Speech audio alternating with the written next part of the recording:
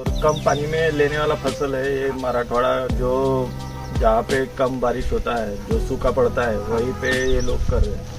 मतलब क्वांटिटी और क्वालिटी अच्छा रहेगा। 8 दिन वो मैन पावर बच जाएगा। अच्छा, उतना वो कवर हो जाएगा इसमें। इससे कम अगर 600 रुपये किलो भी अगर पकड़ते हैं और 150 किलो भी इनका माल प्रोडक्शन का पकड़ते हैं तो सीधा सीधा कैलकुलेट करेंगे दोस्तों तो ये 90,000 रुपये इनको मिलेगा।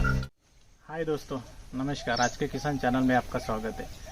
दोस्तों, आज हम आपको ऐसे युवा किसान से मिलाने वाले हैं जिन्होंने नौकरी को ना चुनते हुए अपने ये रेशम उद्योग की खेती को चुना है और किस तरह से इन्होंने ये स्मार्ट व्यवसाय रेडी करके अपना उत्पन्न ले रहे हैं। तो आइए दोस्तों, इनसे मिलते हैं। दिनेश जी नमस्कार। नमस्कार। आज के किसान चैनल में आपका स्वागत है। मैं चाहूँगा सबसे पहले आप हमारे व्यूअर्स को अपना परिचय दीजिए। मेरा नाम दिनेश लोखंडे है। मेरा गांव गुमगांव, तहसील हिंगना, जिला नागपुर। मेरा मोबाइल नंबर है 9552230004। ओके। तो ये रेशम उद्योग का जो आपने यहाँ पे व्यवसाय चालू किया है अपनी खेती में, तो ये आइडिया आपको कहाँ से मिली? ये आइडिया मुझे व्हाट्सएप ग्रुप से ही मिली। हाँ। कि रेशम भी ऐसी खेती होती है। अच्छा, तो उसका डिटेल निकालने के लिए मैं सर्च किया और जिला कार्यालय में रेशम विभाग में जाके वहाँ पे विजिट दिया। अच्छा, फिर वहाँ पे हगोने सर थे, उन्होंने सब कुछ उसके बारे में डिटेल में बताया। बिल्कुल। फिर जो लोकल एरिया के हैं, जो अच्छे किसान हैं, हाँ। उनके बारे में डिटेल दिया। फिर हाँ। वहाँ पे जाके फिर तुरकमारी बुट्टीपुरी में हाँ। निखाड़े साहब है हमारे, अच्छा, वहाँ पे जाके फिर पूरा डिटेल लिया। फिर उनके जो भी सहायता हाँ, चाहिए वो उन्होंने की और वहाँ से मेरे को प्रेरणा मिली। प्रेरणा मिली। तो मेरा स्ट्रक्चर 22x50 का है हाँ। और पूर्व पश्चिम है। अच्छा, तो देखिए दोस्तों, दिनेश जी का कहना है कि शेड जो है 22x50 का इन्होंने किया है और ये पूर्व पश्चिम होना जरूरी है, क्योंकि इसमें पूर्व पश्चिम रहेगा तो हवा और प्रकाश वगैरह ज्यादा अच्छे से आएगा और ये रहना चाहिए शेड के अंदर। इसलिए आप शेड कभी भी बनाते हैं तो पूर्व पश्चिम की दिशा में ही बनाइए। इसका हाइट वगैरह कितना देना है दिनेश जी? हाइट साइड में 10 के आसपास 10 फीट 12 फीट दे सकते हैं, बीच में 13 से 15 फीट रख सकते हैं। अच्छा, तो दोस्तों हम ये शेड को भी आपको नजदीक से दिखाने वाले हैं। सबसे पहले जानते हैं कि ये व्यवसाय जब चालू किया है इन्होंने, तो क्या क्या इनको अरेंजमेंट करना पड़ा है। तो दिनेश जी हमें शुरू से बताइए कि ये व्यवसाय चालू करने को शुरू से आपको क्या अरेंजमेंट करनी पड़ी इसके लिए? शुरू में तो उसका पौधा मेन है। अच्छा, पौधा लगाना जरूरी है। हाँ। जो कटिंग के जो पौधा का जो कटिंग्स आता है उसके थ्रू भी अपन लगा सकते हैं। बिल्कुल। और उसका पौधा भी मिलता है मार्केट में। अच्छा, जो नर्सरी करते हैं उनके पास से तो पौधा भी लगा सकते हैं। हाँ। अच्छा, तो दोस्तों इनका कहना है कि ये जो रेशम उद्योग चालू करने के लिए या अपना शुरू करने के लिए सबसे पहले यह सहतूती का पेड़ होना जरूरी है। इनके बारे में ये बता रहे हैं कि सहतूती का पेड़ सबसे पहले आप अपने खेती में रेडी कीजिए। इसके लिए ये आपको किसी दूसरे के खेत में अगर ये सहतूती का पेड़ होगा तो वहां से आप कटिंग कलम के माध्यम से ला सकते हैं, वो आपको दे देंगे। या अगर नहीं मिलती है तो किसी भी नर्सरी में जाके इसका जो है कलम आपको मिल जाएगा, तो वो अपने खेती में इसको रेडी कीजिए। तो हमें बताइए दिनेश जी कि ये जो कलम लाएंगे हम ये सहतूती के पेड़ की, तो ये कितने दिन में बड़ी हो जाती है? फिर कलम लाए तो 7 से 8 महीना में पौधा पहली फर्स्ट कटिंग और पहला बैच के लिए रेडी हो जाएगा। अच्छा, 8 महीने में। और जो पौधा लाते हैं वो हाँ। 6 से 7 महीने में, वो 6 महीने में 7 महीने में रेडी हो जाएगा। फर्स्ट बैच के लिए कटिंग के लिए हाँ, रेडी हो जाएगा। और उसके बाद में फिर ये बैचेस के लिए, आगे के बैचेस के लिए ये पेड़ बढ़ के मतलब रेडी रहेंगे। हाँ, मतलब छोटी बैच जैसा पहला फर्स्ट कटिंग में है थोड़ा कम उत्पादन होगा, बिल्कुल। लेकिन जैसे जैसे कटिंग होती रहेंगी हाँ। तो उसका जो पेड़ का जो टहनी का जो है क्वांटिटी वो बढ़ते जाएगा और बैच भी बढ़ते जाएगा। तो ये फिर कितने साल चलता है ये सहतूती का पेड़? ये 15 से 20 साल तक चलता है, 1 टाइम। 20 साल। और इसके ऊपर कोई रोग वगैरह आता है क्या? रोग आता है पर उतना नहीं है। रोग का प्रादुर्भाव उतना नहीं होता है। अच्छा। और होता भी नॉर्मल है। उसका 2 स्प्रे किया तो भी चल जाता है। बुरशी और थ्रिप्स का रहता है। ओके। और इसको ग्रो करने के लिए कोई रासायनिक खाद वगैरह देने की जरूरत है? पेड़ को ग्रो करने दे सकते हैं, रासायनिक भी कर सकते हैं, लेकिन मैं ऑर्गेनिक ही करता हूँ। तो इसलिए मेरे को रासायनिक का जरूरत ही नहीं पड़ता है। अच्छा। और हमें बताइए दिनेश जी कि इसको पानी वगैरह बाकी व्यवस्थापन किस तरह से किया जाए पेड़ का। पानी का उतना जरूरत नहीं रहता है। हाँ खाली धूप काले में ज्यादा जरूरत रहता है बैच के टाइम। हाँ। और कम पानी में लेने वाला फसल है ये मराठवाड़ा, जो जहाँ पे कम बारिश होता है, जो सूखा पड़ता है, वहीं पे ये लोग कर रहे हैं। बिल्कुल। तो मार्केट से जब कलम खरीदेंगे अपन या किसी किसान भाई से खरीदेंगे तो कैसे मिलेंगी अपने को, क्या रेट में मिलेंगी, कितना खर्चा आएगा। मान लीजिए 100 कलम अपन ने ला ली, किसी अदर किसान भाई ने ला ली। एकड़ का हिसाब से लगे तो 3,000 रुपए लेते हैं एकड़ के हिसाब से कलम के। अच्छा, तो दोस्तों मान लीजिए आपने 1 एकड़ में लगाने के लिए सहतूती की कलम नर्सरी से या किसी किसान भाई से ला लिए तो ये 3,000 3,500 तक के आपको मिल जाएंगी। मतलब इसका ज़्यादा खर्चा नहीं है। तो ये हम इसलिए डिस्कस कर रहे हैं दोस्तों कि ये रेशम उद्योग तैयार करने के लिए सबसे पहला जो खाद्य है रेशम अड़ी का, ये सहतूती का पेड़ है, तो ये सबसे पहले आपको रेडी करना पड़ेगा। इसके बारे में अपन ने अभी सविस्तर जानकारी दिनेश जी से ले ली है। तो इसके बाद की जानकारी अपन लेंगे दोस्तों शेड के बारे में कि शेड कैसे तैयार किया जाए। रेडी तो स्ट्रक्चर तो खड़ा तो मैं ही किया। हाँ। मतलब घर में जो भी था। बिल्कुल। तो मेरे को खाली फैब्रिकेशन का खर्चा आया था इसमें। अच्छा। और लोहे के पाइप और टीन्स बस। हाँ, तो दोस्तों देखिए हम दिखाना चाहेंगे कि इन्होंने जो शेड खड़ा किया है ये स्क्वायर बार है, ये आपको मार्केट में मिल जाएंगे। स्क्वायर बार को लेके जैसे ये ऊपर में टीन वगैरह दिए हैं इन्होंने, कूलिंग टीन है ये। तो ये सारा लाके हम आपको अंदर से भी दिखाएंगे किस तरह से इन्होंने खड़ा किया है। हम बता रहे हैं कि मटेरियल्स क्या क्या लगेगा। तो आपको स्क्वायर बार लगेंगे, टीन लगेगा, और किसी भी जो बनाते हैं फैब्रिकेशन का काम करते हैं उनको आप दीजिए तो ये आपको शेड तैयार करके मिल जाएगा। तो इतना होने के बाद में जैसे बेड तैयार करना है दोस्तों, तो बेड भी किस तरह से तैयार किए ये भी जानते हैं, क्योंकि रेशम उद्योग करने के लिए बेड की जरूरत होती है। बेड के ऊपर ही ये अड़ी को सहतूती का पेड़ बिछा के उसके ऊपर अड़ी को छोड़ना पड़ता है, तो आपको आगे का बिजनेस आपका स्टार्ट हो जाता है। तो हमें जो बेड देख पा रहे हैं दोस्तों, ये देखिए इन्होंने जो बेड तैयार की है ये भी फैब्रिकेटेड बेड है। इसको भी छोटे छोटे स्क्वायर बार से इन्होंने रेडी किया है। तो बेड किस तरह से तैयार किए जाए दिनेश जी, ये भी हमें बता दीजिए हमारे व्यूअर्स को, देखने वालों के लिए, कि उनको कोई दिक्कत ना आए। ये अपन 5 फुट इसका जो है, हाँ जी, रुंदी वो ले सकते हैं। 5 के ऊपर 5.5 भी ले सकते हैं। फिर उसके आगे मतलब ज्यादा नहीं चाहिए। और लंबा जितना आपका शेड है उतना आप ले सकते हैं। और हाइट और इसमें जो गैप है, हाँ, जो बेड में बेड की, हाँ, तो 1.5 से 2 फुट का रख सकते हैं। और हाइट कितनी होनी चाहिए? हाइट अपना है जितना अपना कर सकते हैं, हाँ, उतने हाइट में अपने दे सकते हैं। और हमें बताइए दिनेश जी, जैसे ये बेड रेडी हो गए, पूरे रेडी हो गए, लगा दिए ऐसे, उसके बाद में क्या प्रोसीजर रहेगा? उसमें पाला रेडी हो गया, शेड रेडी हो गया, बेड रेडी हो गया। बिल्कुल। बस अंडे लाना है। हाँ। या फिर रेडीमेड जो कीटक है, जो छोटे कीटक बोलते हैं उसको, चौकी बोलते हैं। हाँ। तो वो लाना है और अपना बिजनेस स्टार्ट करना है। तो ये कहाँ से मिलेंगे? जैसे चौकी बोले तो अंडे कहाँ से मिलेंगे या कीट कहाँ से मिलेंगे अपने को? कीट अपने को रेडीमेड चौकी सेंटर वाले अपने को ला के दे देंगे। अच्छा। और जो अंडे है वो चौकी सेंटर में भी मिलेंगे या फिर गवर्नमेंट ऑफिस में भी मिलेंगे। और कहाँ से मिलेंगे? नागपुर में जो गवर्नमेंट ऑफिस है रेशम विभाग का, अच्छा, वहाँ से मिल जाएंगे। वहाँ से मिल जाएंगे। तो इसके जो ये कीट मंगवाना अपने को ज्यादा फायदेमंद रहेगा कि अंडे मंगवाना ज्यादा फायदेमंद रहेगा?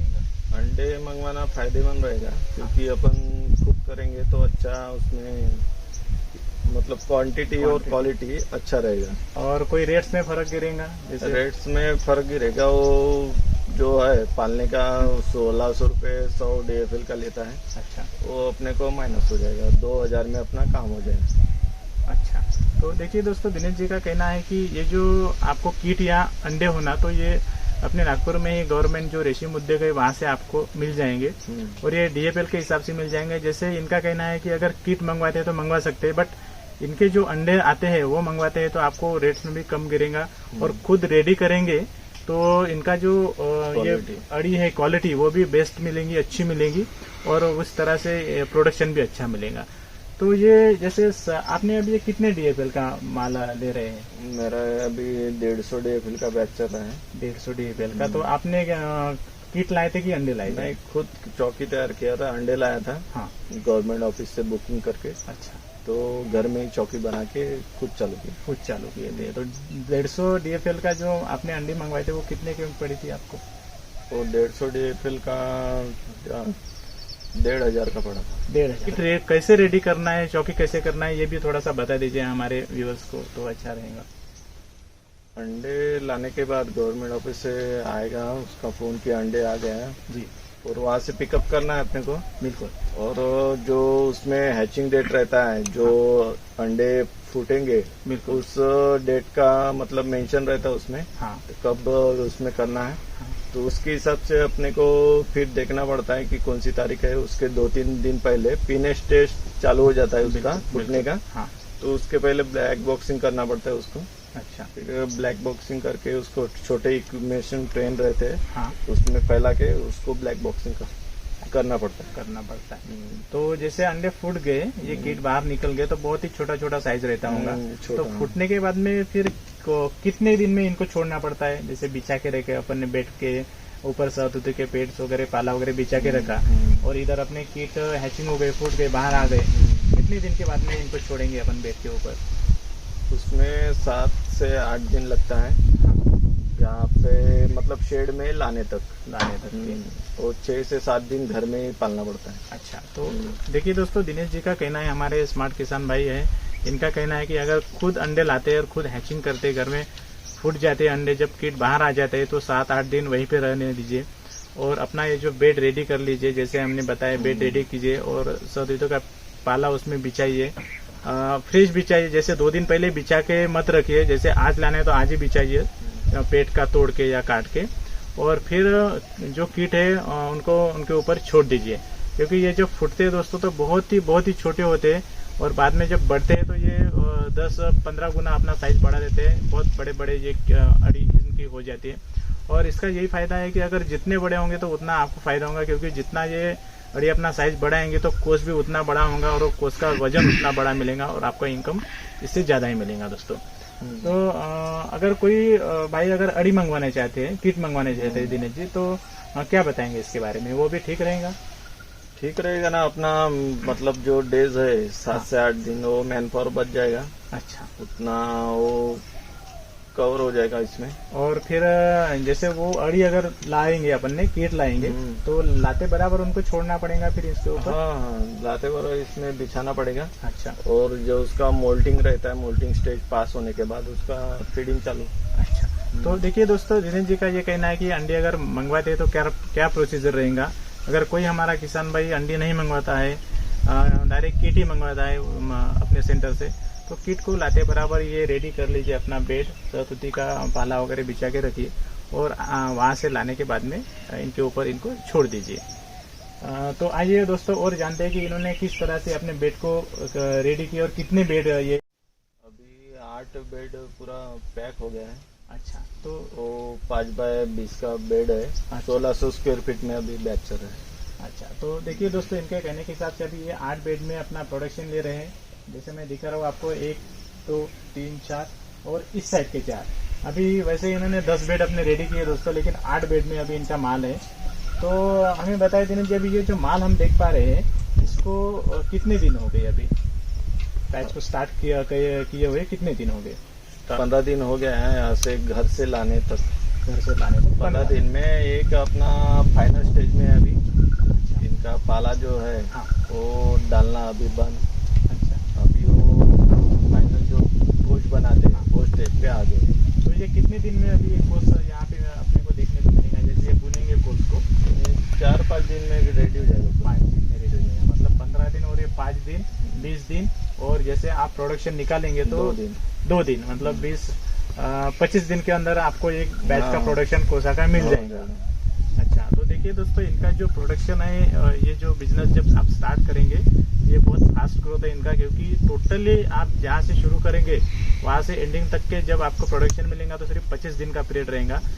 हर 25 दिन में आप अपना बैच ले सकते हैं, 25 दिन में आपको आपका प्रोडक्शन मिल जाएगा, और जो इनकम है इनके माध्यम से जो मिलेगा वो मिल जाएगा।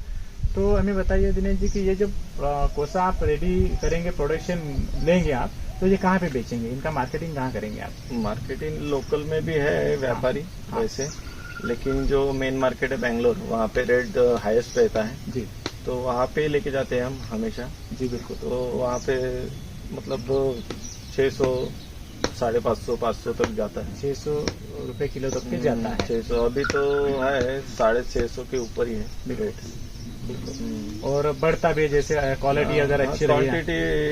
क्वालिटी में है, क्वालिटी अच्छा रहा तो 800 700 तक भी मिल जाता है। बिल्कुल। तो ये कैसे लेके जाएंगे आप ये माल, जब अभी यहाँ आप नागपुर में बना रहे हैं, तो नागपुर से बेंगलोर तक के ये माल को कैसे लेके जाएंगे? और ट्रेन का बुकिंग कर लेते हैं हम पहले, फिर और लगेज का रहता है, लगेज में डाल के फिर सीधा बेंगलोर। और ये जो आपने अभी 8 बेड में प्रोडक्शन दे रहे हैं, तो कितना केजी माल निकलेगा ये अपेक्षित कर रहे हैं आप? 120 से 140 तक 140-150 किलो तक के निकल जाएंगे। और 150 किलो अगर ये कोसा निकलता है तो आपको बेंगलोर तक के लेके जाने के लिए कितना खर्चा पड़ेगा ट्रेन की बोगी से अगर लेके जाते हैं तो, लगेज बॉक्स से? टोटल खुद का और लगेज का पकड़ के 4-4.5 हजार में हो जाता है पूरा टोटल। 4.5 देखिए दोस्तों, अभी 1 महीने में प्रोडक्शन जब मिलेगा, 1 महीने के अंदर ही मिलेगा 25 दिन में, तो ये जो कोसा इनका अपेक्षित उत्पन्न अभी ये 8 बेड का बता रहे कि 150 किलो तक के इनका निकलेगा। 600 से 800 रुपए किलो तक के ये रेट रहता है दोस्तों। लेकिन अपन कम से कम अगर 600 रुपए किलो भी अगर पकड़ते हैं और 150 किलो भी इनका माल प्रोडक्शन का पकड़ते हैं, तो सीधा सीधा कैलकुलेट करेंगे दोस्तों तो ये 90,000 रुपए इनको मिलेगा। 90,000 में से इनका आने जाने का जो खर्चा है, बेंगलोर में बेचेंगे, वहाँ पे व्यापारी लोग आते हैं और इसकी बहुत डिमांड रहती है दोस्तों, क्योंकि रेशम का जो भी साड़ीज वगैरह जो कपड़ा वगैरह बनता है तो इसी के माध्यम से ये तैयार करते हैं दोस्तों मिल में। तो ये बेंगलोर में लेके जाने का आने जाने का पूरा खर्चा इनको 4,000 रुपये तक की आएगा। बाकी जो प्रॉफिट निकलेगा 90,000 में से 4,000 माइनस कीजिए और आपका और कोई खर्चा जो है 5-10 हजार का किट का वगैरह वो माइनस कर लीजिए, तो आपका जो नेट प्रॉफिट है दोस्तों यहाँ पे 52 लाख तक के आपको नेट प्रॉफिट मिलेगा। दिनेश जी भी हाँ मिलेगा 70 से 80 हजार रुपये आपको प्रॉफिट ये मिलेगा। तो आप समझ सकते हैं दोस्तों लाइवली कि ये कितना प्रॉफिटेबल बिजनेस है हमारे किसान भाइयों के लिए। और तुती का पेट जो आपने यहाँ पे डाला है, तो ये दिन में कितने बार इनको चारा देना पड़ेगा? चारा तो फीडिंग इनका 2 टाइम ही रहता है। हाँ। बीच में अपन दे सकते हैं जैसे ही कम हो गया तो। अच्छा। तो मेन जो फीडिंग है वो सुबह और शाम को ही है, 2 बार डालना पड़ता है। 2 बार डालना पड़ता है। 4 मोल्टिंग स्टेज है। अच्छा। जो मोल्टिंग सेट होता है तब चूना डस्टिंग करना पड़ता है। हाँ। और जो मोल्टिंग पास हो जाता है हाँ। उसमें विजेता पाउडर मारना पड़ता है। अच्छा, विजेता पाउडर और चूना ये एक ही है कि अलग? नहीं, अलग अलग है। तो विजेता पाउडर क्यों मारते हैं और चूना क्यों मारते हैं? क्या चूना जो मॉइस्चर है और जो फंगस वंगस लगता है वो सोख लेता है, और विजेता है जो अली में कुछ इन्फेक्शन हुआ है, कुछ बुरशी उर्शी। अच्छा। और उसमें अच्छा रहता है। तो चूना कौन सा रहता है? स्पेशल चूना रहता है? स्पेशल चूना रहता है जो उसका जो मार्केट में मिलता है वो नहीं रहता है। हाँ। स्पेशल रेशम का चूना मिलता है। और ये कहाँ से मिलेगा आपने को? ये सेरिकल्चर जो भी शॉप है, सेरिकल्चर शॉप से मिल जाएगा। किसी भी कृषि के दुकान में वगैरह मिल जाएंगे? सेरिकल्चर का रहता है दुकान। कहाँ पे मिलेगा दुकान? लेकिन नागपुर में भी है। अच्छा। वर्धा में भी है। हम वर्धा से नहीं तो फिर डायरेक्ट बेंगलोर जाते हैं तो बेंगलोर से लेके आते हैं। अच्छा। तो देखिए दोस्तों, दिनेश जी ने जैसे अभी बताया है कि ये जो शुरू से जब ग्रो करेंगे इसको, तो बीच बीच में जैसे 15 दिन तक इसका जो प्रिकॉशन लेना पड़ेगा, संगोपन करना पड़ेगा, तो उसको चूना मारना पड़ता है। और ये जो और कौन सा पाउडर बताया आपने? विजेता पाउडर। विजेता पाउडर इसके लिए है कि कोई रिएक्शन वगैरह, इनको कोई रोग वगैरह ना आए। और चूना इसके लिए है कि जो मॉइस्चराइज वगैरह है वो नहीं आने देता। लेकिन इतना ध्यान रखिए दोस्तों कि चूना जो हम बात कर रहे हैं, चूना ये कोई दीवार को सफेदी करने वाला चूना नहीं है, स्पेशल चूना आता है ये रेशम उद्योग के लिए। तो ये आपको किसी भी कृषि के दुकान में नागपुर में ही मिल जाएगा। अगर आपको कोई डाउट्स है तो जैसे दिनेश जी ने अपना मोबाइल नंबर यहाँ पे शेयर किया है, तो इनको आप फोन करके जरूर पूछ सकते हैं दोस्तों। और बताइए दिनेश जी हमारे देखने वालों के लिए कि इसके बारे में और क्या क्या अपन अरेंजमेंट करनी चाहिए शुरू से शेड में? शुरू में जैसे ही बैच आने के पहले निर्जंतुकीकरण बोलते हैं उसको। हाँ। तो वो करना जरूरी है, क्योंकि जो बैच जाता है उसका जो पहला जो बैच आता है, अभी जो बैच निकल रहा है उसका जो भी बीमारी, जो फंगस वंगस, जो जीवाणु कीटाणु रहता है, हाँ, उसके लिए अपने को उसको निर्जंतुकीकरण करना निकलने के बाद। इसके लिए क्या करेंगे अपन? उसमें 3-4 स्प्रे लेना पड़ता है, जो ब्लीचिंग, अस्त्र पाउडर है, फार्मोलिन है, उससे पूरा शेड को साफ करना पड़ेगा और स्प्रे करना पड़ेगा। तो देखिए दोस्तों, दिनेश जी का कहना है कि जैसे आप एक बैच 1 महीने के अंदर निकाल लेते हैं, प्रोडक्शन अपना बेच लेते हैं, तो दूसरा बैच चालू करने के लिए सबसे पहले आप अपने शेड को अच्छे से क्लीन कर लीजिए, स्प्रे कर लीजिए, जैसे फॉर्मालिन वगैरह है इन सब का स्प्रे कर लीजिए, ताकि आपके शेड में जो कोई जीवाणु वगैरह है वो मर जाएंगे। निर्जंतुकीकरण पूरा शेड को कर लीजिए, क्लीन कर लीजिए। जैसे 4-5 दिन इसको खाली रखिए, गैप रखिए, अच्छा हवा खेलने दीजिए। इसके बाद जो जैसे ये स्टार्टअप किया था शुरू से, वैसे आप दूसरा बैच स्टार्टअप कीजिए और कंटिन्यूअसली यही आप प्रोसीजर रखिए दोस्तों। तो ये बहुत जरूरी है, ताकि आपको जो आप कीट पालेंगे उनके ऊपर कोई बैड इफेक्ट ना हो। और दिनेश जी, जो अभी आपने पानी का वगैरह व्यवस्थापन कैसे क्या किया है, इसको टेम्परेचर कितना मेंटेन करना चाहिए? टेम्परेचर इसमें जो है 22 से 28 तक ठीक रहता है। हाँ। अपना इधर महाराष्ट्र में थोड़ा ज्यादा है। हाँ। तो 30 तक ठीक चल जाता है। 30 तक के चल हाँ। जाता है। तो इसके लिए आपने क्या शेड में ये जो देख पा रहे हैं हम, ये क्या ड्रिपिंग सिस्टम दिए हैं आपने? हाँ, ये फॉगर सिस्टम है। हाँ। जो दुबकाले में जरूरत पड़ता है अच्छा। टेम्परेचर मेंटेन करने के लिए, और साइड में ड्रिपर लगा है और ऊपर से भी स्प्रिंकलर लगा है। अच्छा। जो 40 तक जाता है टेम्परेचर, और डाउन करके हम 28 से 30 तक रखते हैं। इसके ऊपर पानी वगैरह छिड़कने की जरूरत नहीं है? नहीं, कीटक पे नहीं है, खाली बाहर से ठंडा करना पड़ता है। अच्छा। तो देखिए दोस्तों, दिनेश जी का कहना है कि अपने शेड में जो है आप थोड़ा कूलिंग रखेंगे तो अच्छा है, क्योंकि ये जो अड़ी है, ये जो कीट है, इसको जो टेम्परेचर ये सहन कर लेता है 30 डिग्री सेल्सियस तक के, आप इसको मेंटेन कीजिए। और ये मेंटेन करना कोई बड़ी बात नहीं है, 30 डिग्री यानी एक नॉर्मल टेम्परेचर हो गया। इसके लिए इन्होंने शेड में देखिए दोस्तों, ये जो ड्रिपिंग, ये जो फॉगिंग सिस्टम ये दिया है, क्योंकि अगर टेम्परेचर धूपकाले में अगर बढ़ जाता है तो ये फॉगिंग करके कूलिंग हो जाता है, इससे शेड इनका कूल होता है और कूल होकर ये 30 डिग्री टेम्परेचर मेंटेन कर लेते। इसके लिए दोस्तों एक मीटर भी आता है, हम आपको दिखाएंगे कि ये जो ह्यूमिडिटी मीटर है उस पर आप देख सकते हैं कि अपने शेड का जो टेम्परेचर है किस तरह से मेंटेन होता है। क्यूरीज है, उनके मन में कोई भी डाउट्स है तो आपको फोन करेंगे, आप इनको जरूर मदद कीजिए, बताइए किस तरह से इनको अरेंज करना चाहिए। तो एक बार फिर से आप मोबाइल नंबर क्लियरली यहाँ पे शेयर कर दीजिए अपना।